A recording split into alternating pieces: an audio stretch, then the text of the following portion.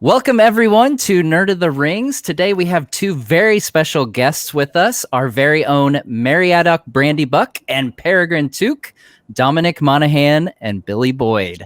Gentlemen, welcome, and thank you so much for coming on the channel. How's it going? It's nice to be here. Fantastic. So we're going to jump right into it. The big news is you guys are starting a podcast, The Friendship Onion, and the first episode released today. So tell me about this podcast. How did it come about? It's going to be an amazing thing. I would recommend everyone listen to it at least twice. Yeah. There'll be hidden stuff in there that you'll miss the first time. Yeah. It was Dom actually who is a big fan of podcasts and has been for quite a few years. And a big has been. Yeah, and a big has been. And he was talking to me about doing a podcast and saying, it'd be perfect for us because, we sit and talk about stuff anyway. So, just stick a mic in front of us and you have a show. So I didn't really listen to podcasts. So he started sending me some, try this one, try that one. And now I'm a big fan of them as well, And so it just sort of came up like that. Fantastic. Now, Dom, you've been doing on Instagram, you've been doing your isolation show for quite some time. Right. Over a year now, right? Right. There was a point where I was doing it 5 days a week. And then because the football season, the soccer season came back and there were midweek games, I found myself not being able to do it 5 days a week. So then it ended up becoming once or twice a week. And then obviously with me being busy with Bill's doing the podcast, it's not been as much as I would like, but I'll still continue to do it. And I still really like doing it. Now it's more kind of like if something comes up that I think I'd like to maybe open up a discussion about, I'll do it. But more than anything else, when lockdown was really strict and people weren't seeing anyone, it's my opportunity to try and reach out into the kind of social media void and have a conversation with people. Yeah, it was around that time when you started that. You wrote it into Friendster. I'm switching off my got a friend request mail. from Hillary Clinton. Hang on. I'll accept that. So can you guys give us a sneak peek? What kind of things should we expect coming on the episodes of The Friendship Onion? Really? It's like this, except we have quite expensive microphones. Yeah. Something like yours. And I think we, obviously Lord of the Rings is going to pop up. Me and Dom met on the set of Lord of the Rings. And so we have never known each other without Lord of the Rings being in our lives. So there's always that sort of backdrop.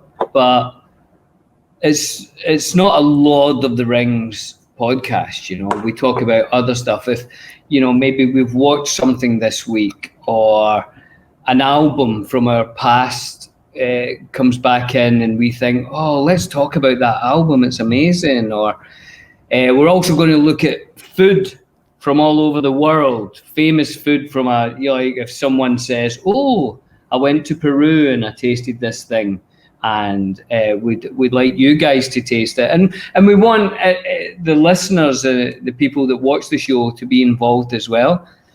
So we're going to have things like quizzes. There'll be a quiz for people who know things. We're starting that off with Lord of the Rings, but it may expand. Yeah, it might morph. Obviously, we're using the Lord of the Rings thing to kind of lure people in initially. Yeah.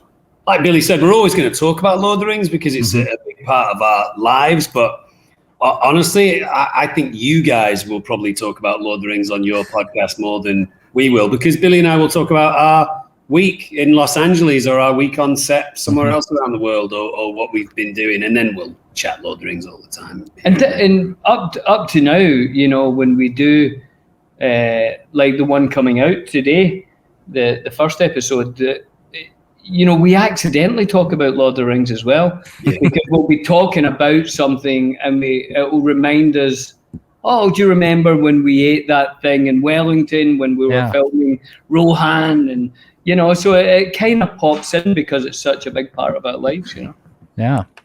And obviously the podcast is going to be available on all kinds of podcasting platforms, but you also have started a YouTube channel for it, and you're going to have video versions of your podcast on there as well?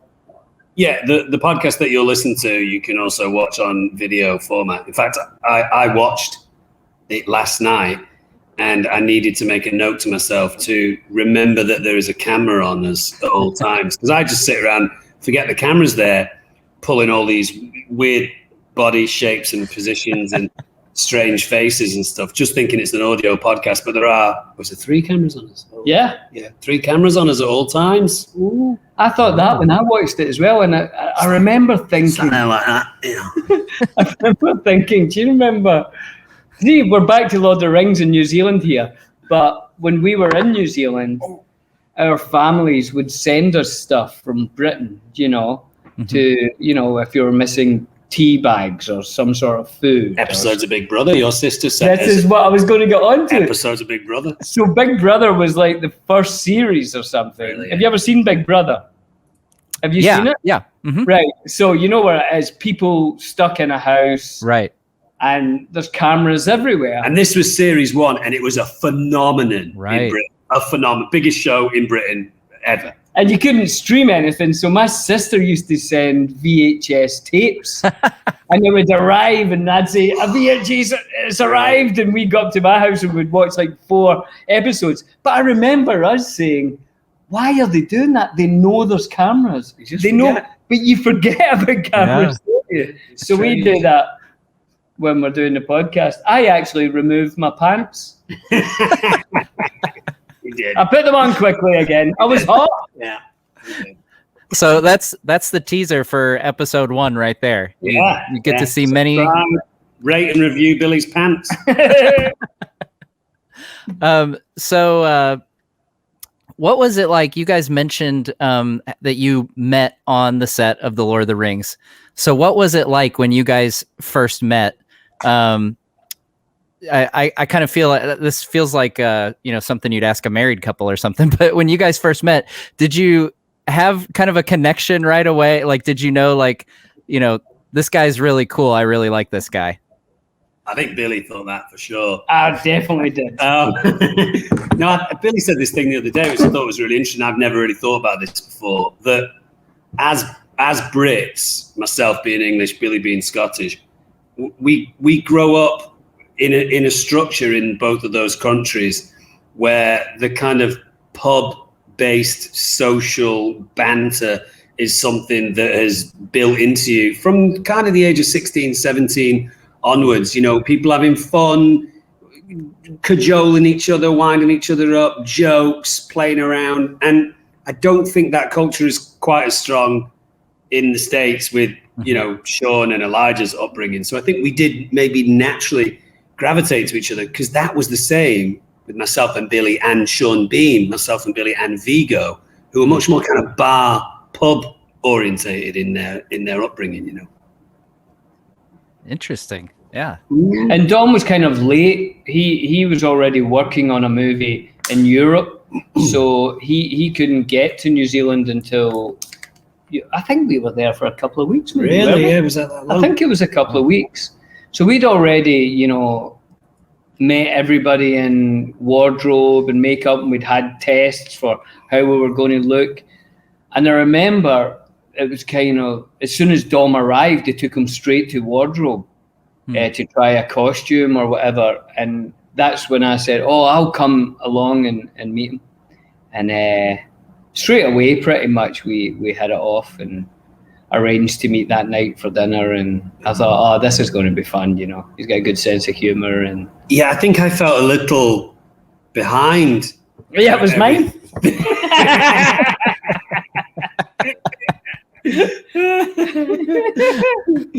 I showed up late, like Billy said. I had a skinhead because of the last job that I did. So I was very un-hobbity looking. Billy and Elijah and Sean had already started to grow their hair out. Not that it was long, but it was certainly moving into Hobbit type style. Yeah. They'd probably spent a little bit of time in the costume department with the makeup girls, maybe having a look at some sets. I was playing catch up. And what I knew more than anything else was that it was important to make fast friends with these people because they were already friends. So I think I came to the table like, okay, whatever you need, let's go for dinner, let's hang out, let's do our thing because I'm playing catch up. Yeah, and Dom, you mentioned I think it was on the One Ring stream recently that Billy and his family were kind of part of your quarantine bubble, right. The select few that you interacted with while we were all locked down and we could only see so many people.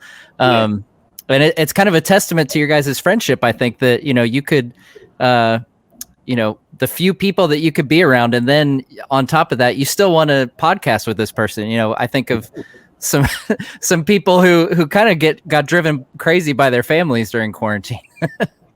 Yeah, and look, we did it as safely as we could. I don't think I saw Billy and his family until the end of August, start of September type thing. But once we got to a point in California where they said, within reason, as long as you're safe and everyone's doing the right thing, you can have a little protective bubble type thing. But that also speaks to the generosity of Billy and Billy's family to say we're willing to bring someone into our kind of safety area that we're happy to take that tiny risk, But there's only so many conversations you can have with your refrigerator or your dishwasher until you start to go crazy, Kids go a little crazy.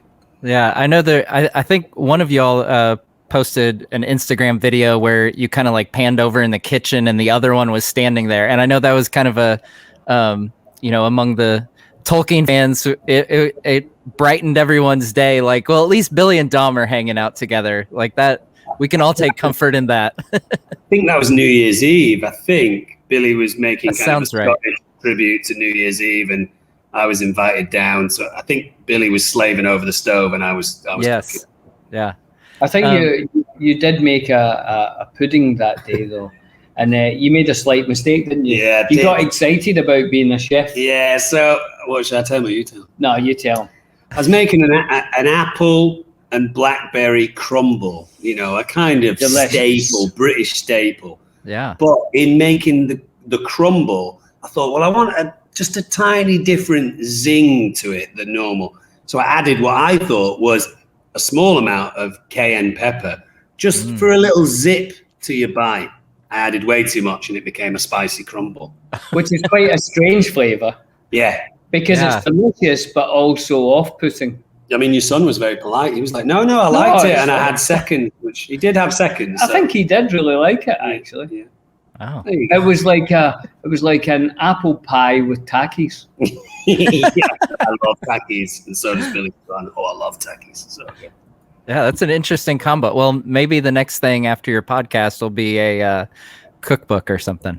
Oh, yes. I like a little spice, and sometimes I like a little spice in a little sweet. This morning I made myself a fruit smoothie. So that was melon, pineapple, strawberry, blackberry, and a little sprinkle of cayenne pepper just to change from the sweetness. Yeah. Got a little spice as well. It's lovely, Billy. Don't make a face. No, it sounds nice. What did you used to put into peanut butter? Oh, tons of stuff like turmeric, cayenne pepper, chili flakes, sea salt, black pepper. Is it none of those? I think it was all of those. I mean, I paprika, garam masala, any of that stuff. I love it. Spicy peanut butter. Man, I've got some stuff to try out. It sounds like if the hobbits were leaving the Shire at this point, and I had anything to do with it, one of the main things I would be packing in Sam's rucksack would be a large pot of spicy peanut butter. Because a couple of tablespoons of that, you're done for a few hours. Lovely. Don't need limbo spread anymore with that. Which isn't very tasty, to be honest. Yeah, awesome. Yeah, I've seen some recipes. I've actually tried some recipes, and it always kind of ends up a bit on the bland side. Is that how the actual? That's what I think. They should have just used shortbread. It looks just like shortbread, but when we had it on the set, it was like shortbread with no sugar and no butter, which is not good. Yeah. So you guys, you recently hosted a Reddit Ask Me Anything, and of all the topics that were asked, I was following along, and one that has kind of seized control of my brain for the last day or so was someone asked about the scouring of the Shire. Ooh. And I think it was Billy maybe who had replied saying maybe you guys would script it and act it out on the podcast. And I can't stop thinking about it. So do you think there's any chance that we get maybe Elijah and Sean to come on and guest and you guys act out some scouring of the Shire? I think it sounds like great. It It would was be good. my idea, Yeah. and I just heard it back to me, and I think it's a brilliant idea. Yeah, it could be like the Christmas episode or something like that. We could write, well, obviously Tolkien's written it, but we could give ourselves a little kind of podcast narrative, and we'll get the boys on. That'd be good, wouldn't it? Yeah, it would be good. Would we need any kind of sound effects? Yeah, we'd need horses, battle swords. But we could have somebody to do all that. We could get like Orlando to come in and do all the sound effects. Oh, we'd love that. You know, bells, Yeah. coconut shells for horses. If I know Orlando well, he loves being in the wings, not getting any attention. And making Does it? It's one of his favourite things. Well, and Merry in the Scouring of the Shire, Merry has a very important horn that is a gift from Éowyn and Éomer. Right. So that would be a pretty epic thing to have a sound effect of. But it is a great moment in the books. I understand why Pete didn't use it in the film, because ultimately the film asks the audience to watch the narrative of the ring, and once that's done, the film is kind of over, apart from a bunch of goodbyes. And I think all those goodbyes are worthwhile. Lots of people talk about the fact that there's way too many goodbyes in Lord of the Rings, but how are you not going to say goodbye to Gimli? How are you not going to say goodbye to Gandalf and Aragorn and Sam and Frodo and Pippin? You have to say goodbye to everyone. So I dismiss that. But the Scouring of the Shire in the books is excellent, because what you've got is hobbits who have no experience of war leaving the Shire, and then when they return, they're essentially kind of generals and colonels in the army, if you compare them to any other hobbits, and they're able to tactically work out what they should or shouldn't be doing to win that small skirmish in their homeland that they tried to protect. I think it's a great moment in the book. Absolutely, yeah. And Merry and Pippin are obviously a huge part of that. And at the time people are watching this, so my most recently released video will be the complete life and travels of Merry and Pippin. So make sure you check that out. Wow, those cool. I think interested.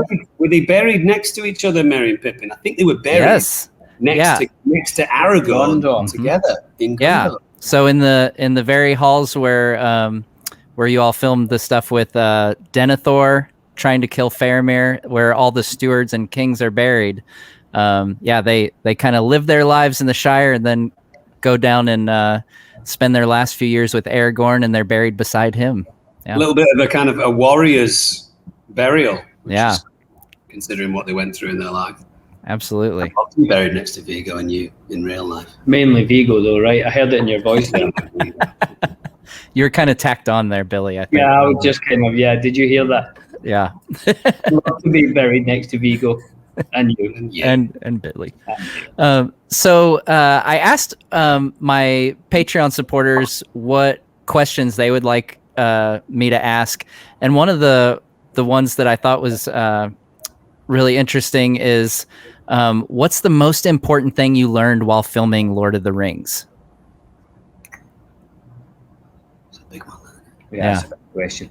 I would say, while filming Lord of the Rings, I would say, and this is a kind of more sort of existential thought, but it came from that time of really enjoying the moment that you're in and not be too concerned on how this moment leads to the next moment. And that came a few reasons from Lord of the Rings. One, I think Tolkien writes that with the hobbits. I think, when Merry and Pippin find the stash in Isengard of, pipe weed and great food, they don't think, oh, I wonder when everyone's coming to get us, and I wonder what the next stage. They just go, let's have a party right here, two of us.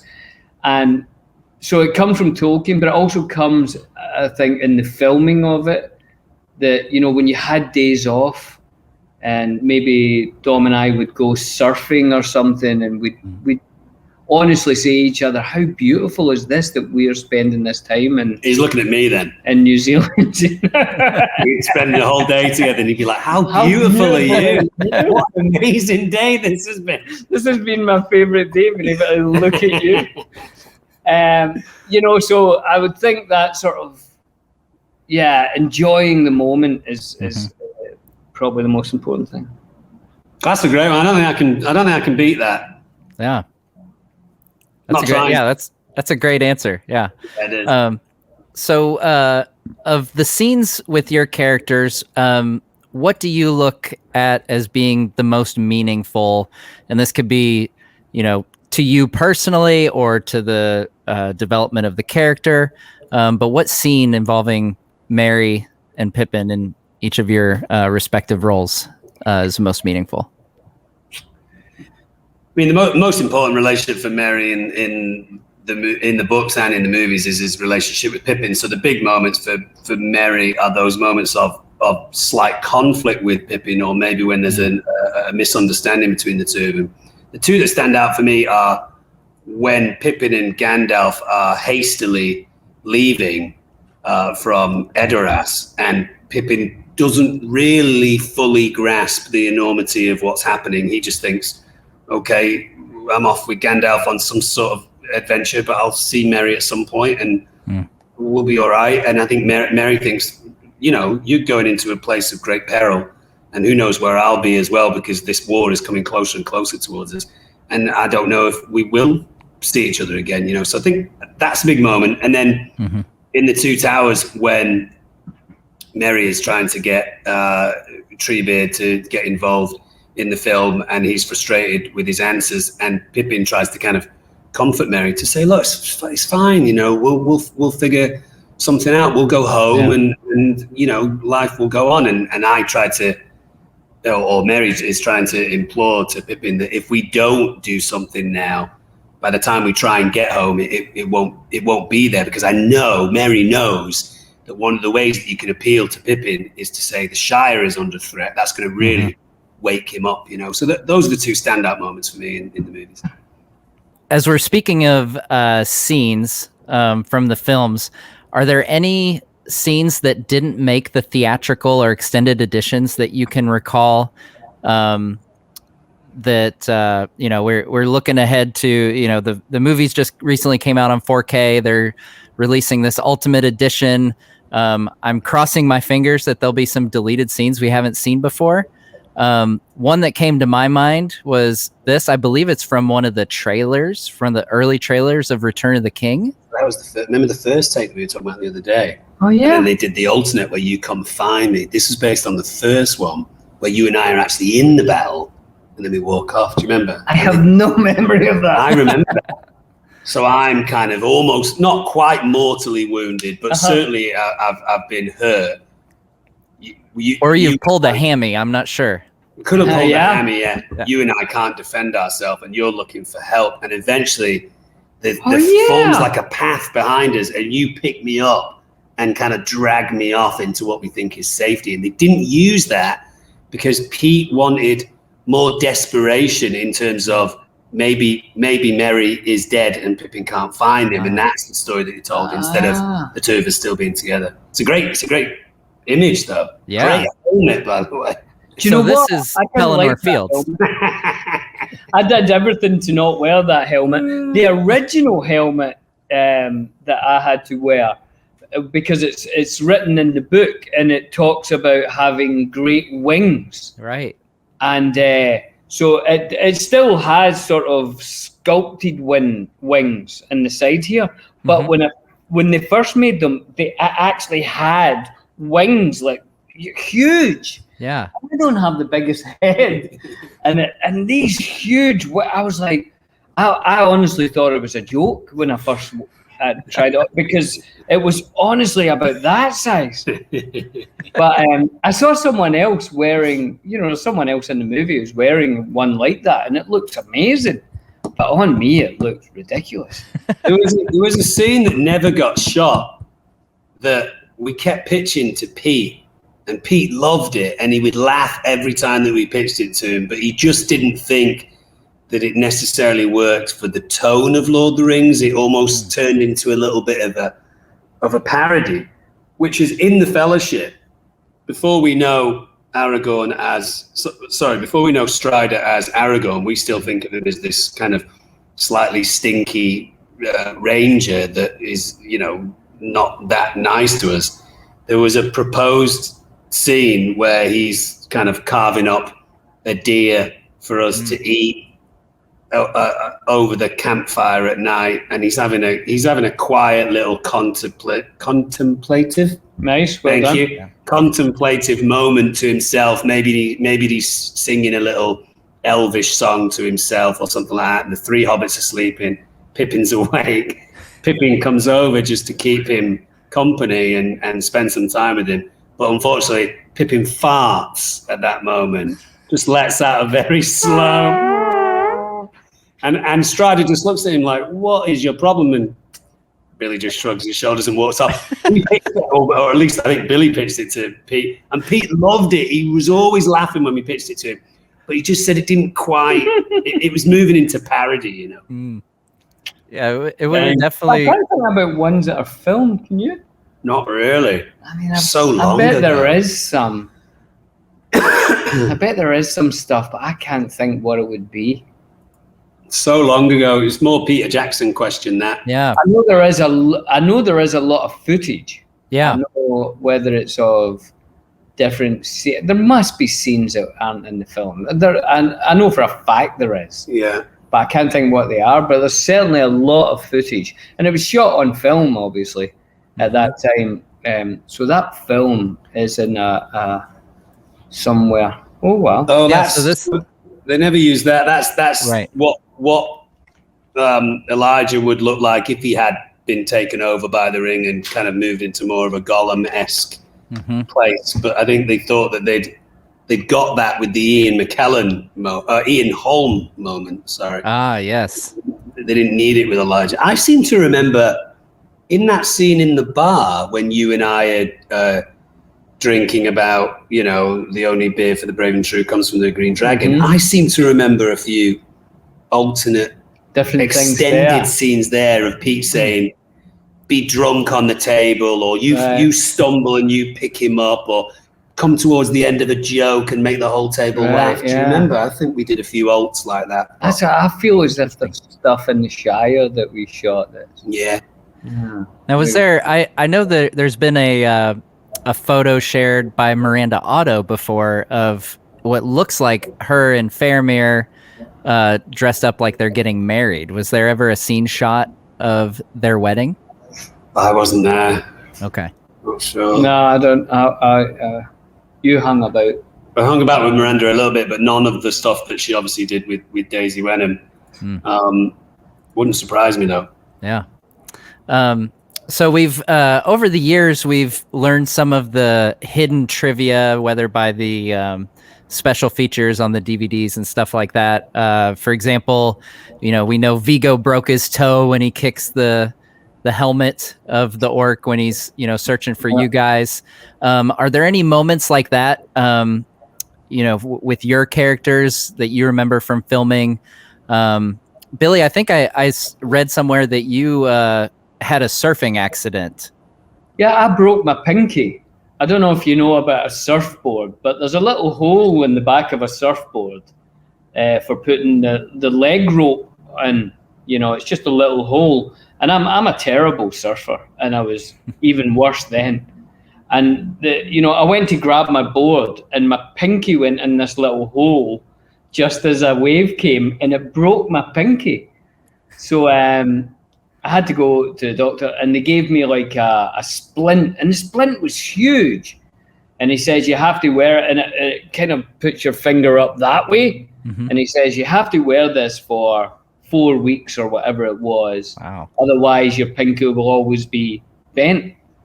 So I told the filmmakers, I have to wear this splint as much as possible. And they're like, well, just do what you can, kind of thing. And it was during Moria. And when I watch Moria now, I can see myself holding the inside of the cloak. Oh, really? Like hiding this splint.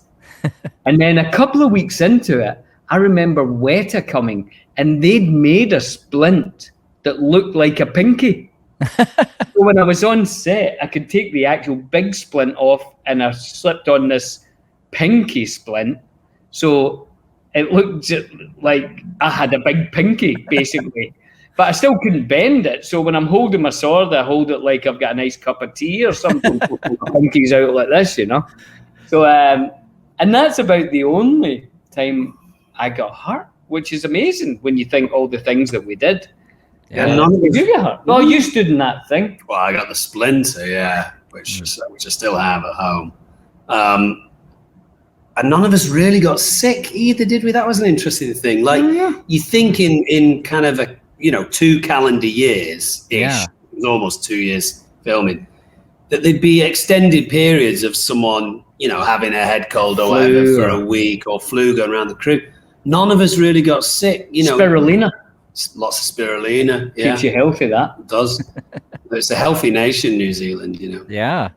Yeah, they've done really well with pandemic and everything. So maybe they've just got the sickness thing figured out. Yeah, I think the sort of weaker people on the set, Orlando and Viggo and stuff, they got hurt a lot. All the time, yeah. Weak bones, you see. Yeah, we do hear, it's always about Viggo, where he almost drowned in the river and then he's breaking his toe. I mean, yeah, broke his tooth. You have to think who's the real tough guys of the movie, You've got to ask yourself that, really, haven't you? So one of the questions I got most actually from the Patreon supporters that I asked about questions to ask you guys, they wanted to know if there's any chance for Billy to record some more Tolkien songs. You know what? I'd be into doing that. Through doing music and doing kind of Tolkien music, I met this group called the Tolkien Ensemble. Yes. Who are based in Denmark, and lovely, lovely people. And Casper Reif, who's the main guy at the Tolkien Ensemble, when he was at music college, classical music college, doing guitar, he was reading Lord of the Rings, and he came up with the idea of writing music for every song and every poem in Lord of the Rings. And he wrote to the Tolkien family, and as you probably know, the Tolkien family are not great at giving rights to people. They're to very do reticent. Yeah, they want to make sure that everything is of a certain quality and it all comes from the same place. And they gave him the rights to do that. So over years, he wrote all this beautiful classical music and folk music for every song and every poem. And I had the pleasure of playing some of their music, which is lovely. So maybe I could work with them. And I did work with Casper on one song. I had a song when I went to New Zealand and did The Last Goodbye. The first song that I came up with was a song called Before the Dawn, which was much more based on Bilbo's story. Okay. And Bilbo's story in Battle of the Five Armies. And I think we after listening to it, we thought it was too specific for what we wanted The Last Goodbye to be and became. So I had this other song that I played with Casper, and he had some ideas for it. So we rewrote it and came up with a new version. So we did actually record that, and we went to the orchestra in Belarus and the choir, and we've recorded that with an orchestra and choir. So we do have another Tolkien song called Before the Dawn. Before the Dawn. Fantastic. That I'll somehow put out. Maybe we could do something on the podcast. You should do an album. Yeah. Do an album of Tolkien's songs and poems. Do you know what I mean? Instant bestseller. Done the most up to now that people know about. You should do it. Be great. Would you come on it? If I paid you enough. If you paid me enough. Of course I would. Love to. Well, Dom has he's got pipes too, He's got not just Lord of the Rings, but Charlie from Lost, Charlie Pace. Yeah, he's but a rock star. But what's He's a interesting, rock star. Billy has a voice. Billy has a voice that is his own. I don't have a voice. I just imitate people. So I do a great Elvis, or I do a great John Lennon. I'm an impersonator. I'm a parrot. I don't have a voice. I don't know what my voice is, but I can impersonate Chris Martin from Coldplay or the lead singer of Travis. Billy can do that too, but he also has found his voice. I have no idea what my voice sounds like. It's true. I think those elements together could make a very interesting album right there. We're good at karaoke nights. Yeah. Oh, I bet. Yeah. You are karaoke. It's just impersonating. That's all it is. I'm just copying them as hard as I can. So I recently, a little while back, interviewed Jed Brophy here on the channel, and of all the cast members of The Hobbit that I've talked to, everyone's unanimous that Jed Brophy stole the most stuff from the set. So of the Lord of the Rings actors, was there someone who had the stickiest fingers? Well, who do you think? I think it's like a strange myth, really, that because I get asked this question all the time in these Q&As that I do. What's the best prop that you've stolen from a movie set? I think there's a strange myth that actors are by rights able to just steal stuff when they come to the end of a job, and it's really not true. If I've ever taken anything from a set, it's because I've come over to the producer, director, creator and said, would I be able to take this little keepsake? And if they say no, you can't take it. I wouldn't steal something in that way. So Peter Jackson's incredibly generous, and he gifted all of us swords, or whether it's Orlando, it would be his bow, or Elijah got the ring and stuff like that. I think everyone got a clapperboard, right? Your last scene, yeah, you got the clapperboard from the scene. I think you got the back of the chair with your name on it, with Mary on it. I've lost. Oh, you're joking! I don't know what that is.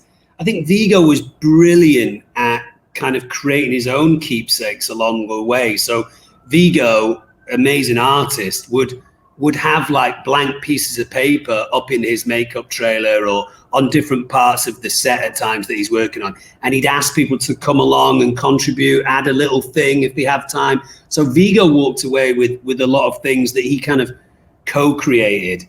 I don't know, I think Orlando was a little light-fingered, don't you? Yeah, I think, and I would guess, and this is a guess with no facts, I would think Ian McKellen, because I think when we all left Lord of the Rings, we thought, I wish we'd brought more stuff, because people like you are always asking us, what have you got? And you think, God, it would have been lovely to have something from the Shire or from...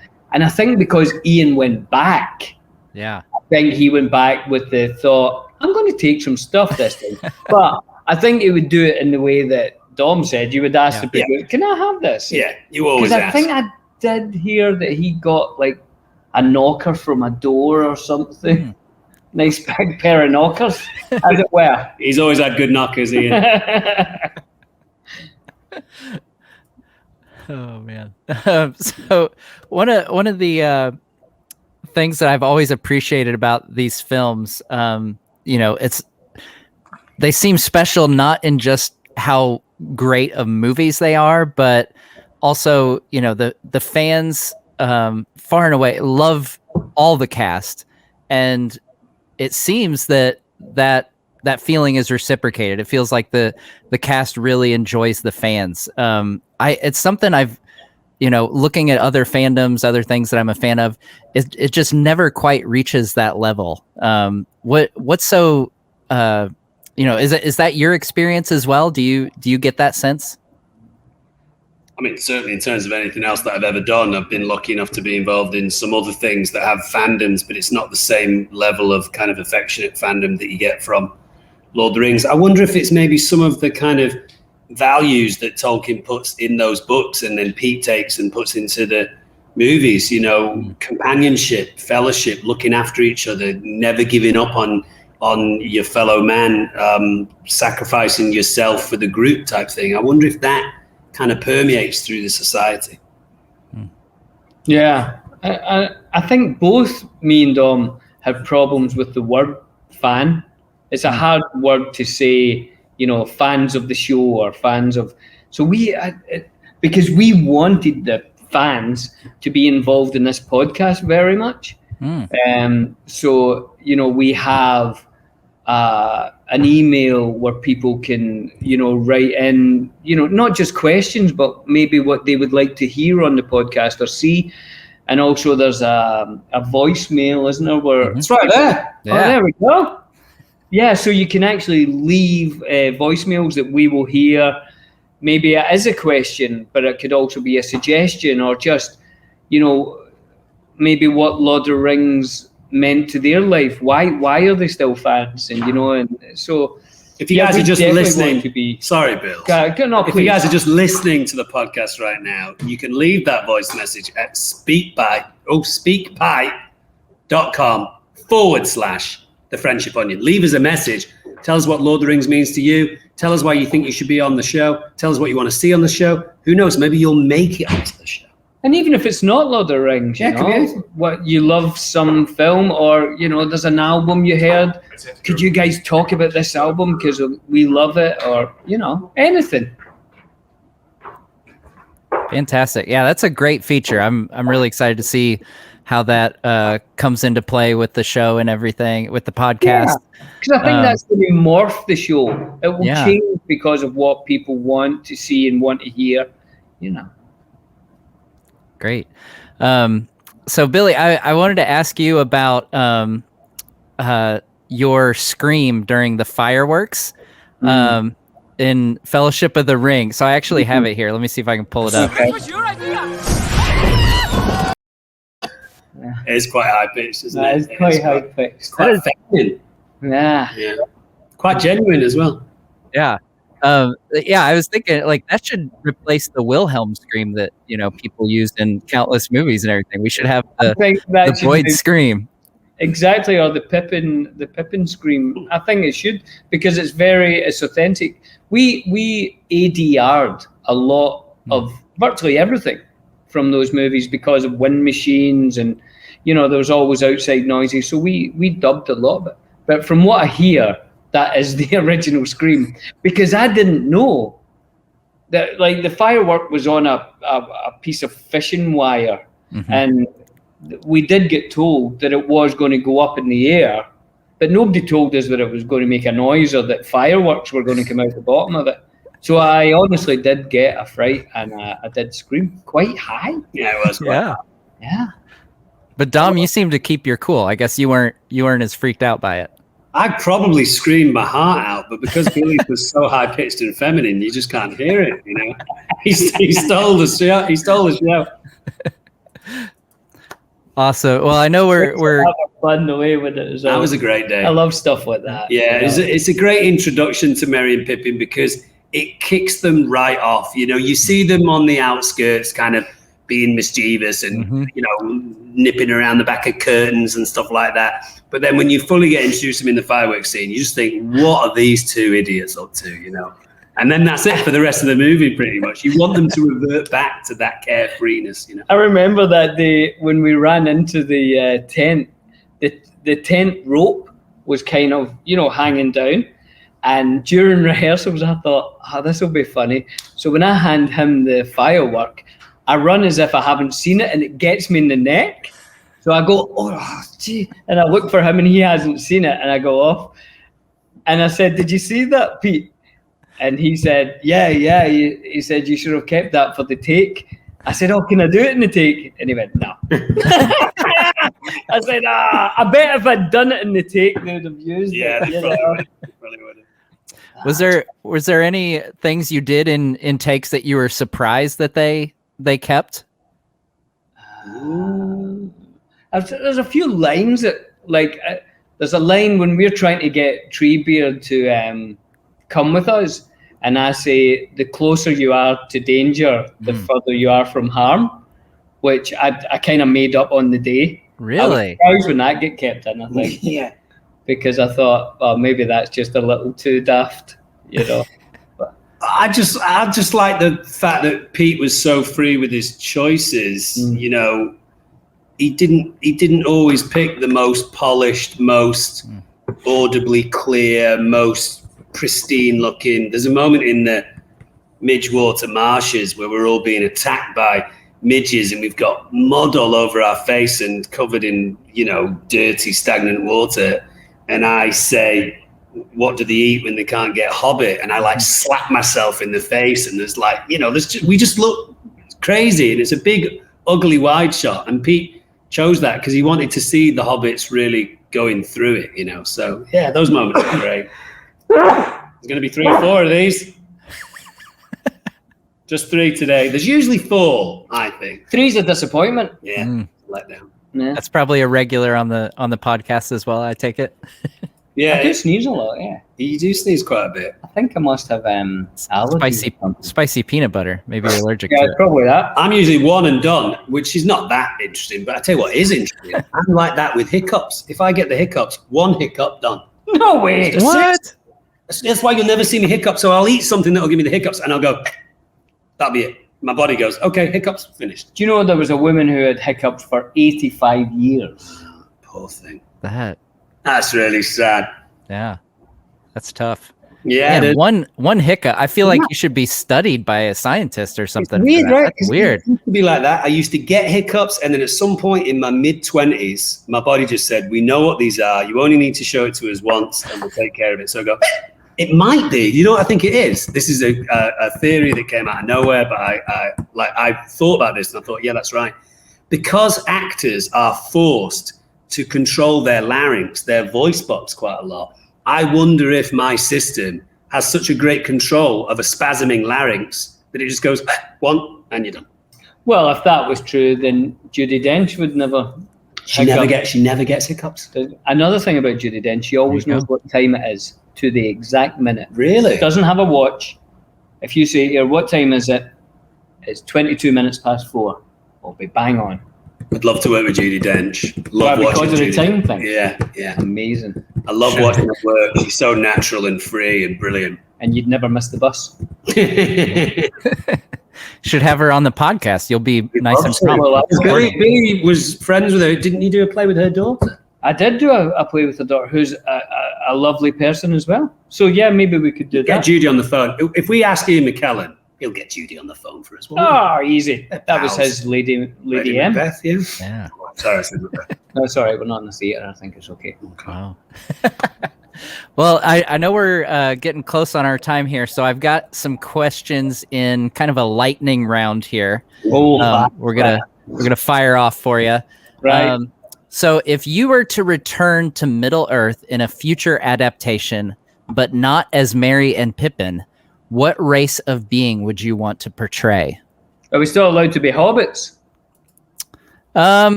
I guess I guess what I'm looking for is like your second choice if All you're right. not a hobbit. I would like to see us to go back as like orcs, like, just not very good orcs. Yeah. And Moria or something. Lazy orcs. When there's like 5,000 of them crawling down the walls and we're like a little scared going down a rope. Yeah, we're there in a minute. Yeah, we'll be long. Finishing lunch. Yeah, we're chasing the fellowship. Right, okay, got it. That sounds good. Yeah, I think that would be good. That's a great answer. Yeah, most people, they go for dwarf or elf or something. I haven't had anybody answer orc yet, so I think that would be gold right there. Yeah, I think because they're always you always see the big groups of them and not so much the individuals. Mm-hmm. Until you see Jed Brophy, he's always the individual orc. Right. Hero orc. Yeah. So if you could live somewhere in Middle Earth, where would it be? Probably Lothlorien, I think. That seems to be a pretty beautiful place to spend your time. You're not huge on heights, though, eh? No, but once you're up here, they're all You're all right. It might be hard to get from one place to another. The elves could carry me up, sedate me, carry me up, and I'm fine at the time. Wait, what's the one that's elvish, but it's not up high? There's Rivendell. Maybe Rivendell. No, I like Lothlorien. I like Lothlorien better. It's worth the climbing. It's lovely, Lothlorien. Yeah, it's gorgeous. I would go there as well. And I'm not just following you. No, it's fine. Do it. Okay, and if you could visit a place in Middle Earth but not live there, where would that be? Right. Is the Grey Havens in Middle Earth, or is that kind of out of the Havens itself would be in Middle Earth? Does that qualify? It is in Middle Earth. Yeah. So the Grey Havens would be where you sail from, to go to the Undying Lands, which Oh, that's right. So Grey Havens is a real place. Right. I meant the Undying Lands. That is Middle Earth, right? That's out. That would be like parameters, right? It's kind of unreachable unless you're on a special ship kind of thing and have permission. Yeah, copy you. I'd actually like to go to Gondor because Merry never went to Gondor, and obviously for the rest of his life he had to hear all about it. It's lovely. Yeah, I know. So I'd probably like to visit Gondor just to see what that lot's all about, you know. You get buried there and you've never even been. Oh yeah, it's true. I would go to Moria, Doom, but I wouldn't like to live there. But I would like to visit and say, "Oh, look at that! Look at the Great Halls." I would say maybe find some treasure. Yeah. Especially if you could get there, you know, before or after the Balrog, for sure. I think he takes a nap between 12 and 2 in the afternoon. Well, that'd be a nice time to go then. So just head there then. Speak friends and enter. Yeah. And you would go. Yeah. All right. So who of the Lord of the Rings cast is most like their character? Most like? I think Sean Astin's quite like Sam. Yeah, try to look after people. He doesn't mind eating potatoes. Yeah. You know, family man, has a garden, you know. Yeah. Wants people to be okay. He cares about people. I've always thought that Sean is quite like Sam. I don't know how. Well, I know that Sean loves playing Samwise Gamgee. I'm not. I hope that he would find that a compliment because I mean it as a compliment. Yeah. The great things about Sam. Liv Tyler. Liv Tyler's quite very Arwen, isn't she? Yeah, she is. Yeah.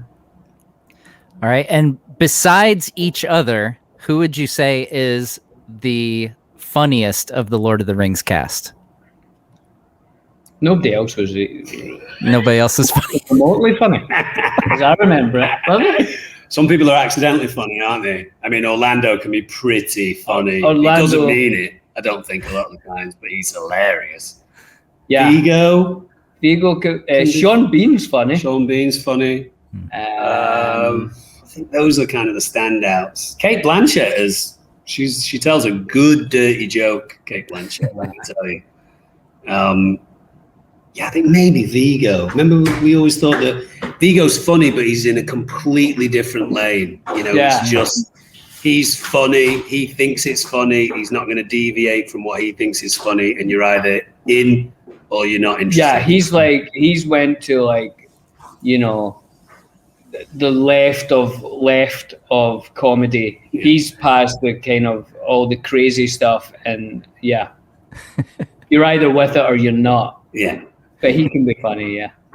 All right, and last of the lightning questions. Besides Merry and Pippin, who is your favorite Tolkien character?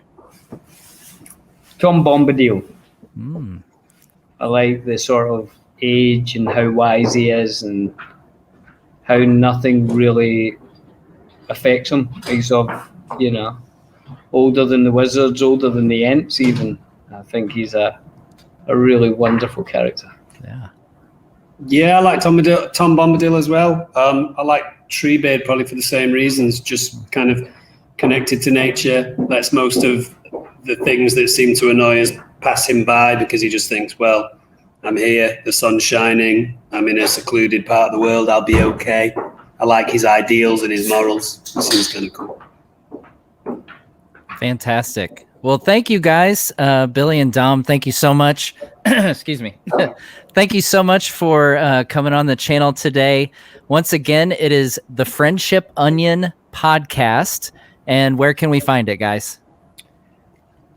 Apple, Spotify, anywhere you get your podcast. And don't forget to rate, review, and subscribe. If you subscribe to it right now, you don't even need to go look for it on the day that it comes out today. It will just show up in your inbox. And as you subscribe to it, if you give us a 5-star rating or a review, it means we jump up the charts, we can make more shows, we get more cash, we can bring you on. Everyone wins.